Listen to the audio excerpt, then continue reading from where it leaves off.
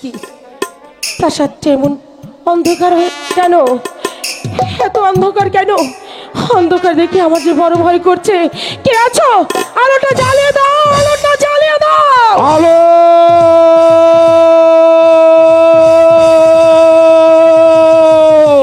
তোর জীবনের আলো চিরতরে নিভে গেছে কলঙ্কিনী, আলোর সন্তান আর তুই কোনোদিনও পাবি না।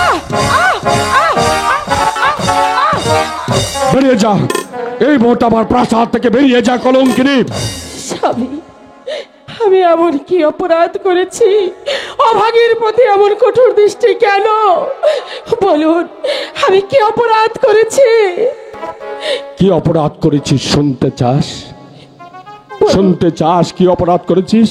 আরে ওই কাল দেখিনি, তুই ছিলে এক দিন ভিখারির কন্যা। আমি যুবরাজ প্রেম কুমার তোকে ভালোবেসে বিয়ে করে জীবন যৌবন সবকিছু উজাড় করে দিয়েছিলাম, সাজিয়েছিলাম আমার এই রাজ্যের দেবী রূপে। আর তুই রাজন্য খেয়ে যৌবনের উন্মাদনায় থাকতে না পেরে সামান্য এক রাজ কর্মচারী সেনাপতি মান সিংহকে গোপন কক্ষে ডেকে নিয়ে তার কাছে চেয়েছিস প্রেম ভিক্ষা। না স্বামী, না, আপনি বিশ্বাস করুন, আমি সেনাপতিকে কখনো দেখিনি। কখনো দেখিসনি না? না। কখনো দেখিসনি না? তাই বুঝি ভালো করে দেখার জন্য ওকে গোপন কক্ষে ডেকে নিয়েছিলে না? বেরিয়ে যা, বেরিয়ে যা, বেরিয়ে যা। দেওয়ারা কারে দেওয়া যায় রে সোনা বন্ধুরে,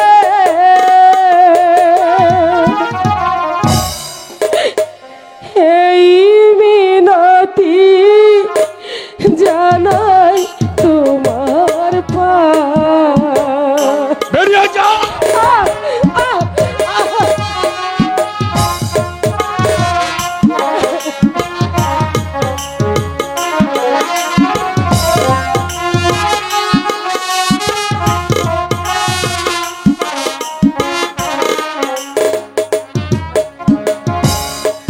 তোমারে না পাবো বলে ঘরের জলবা ফিরে ফেলে জল ভরিতে নদীর ঘাটে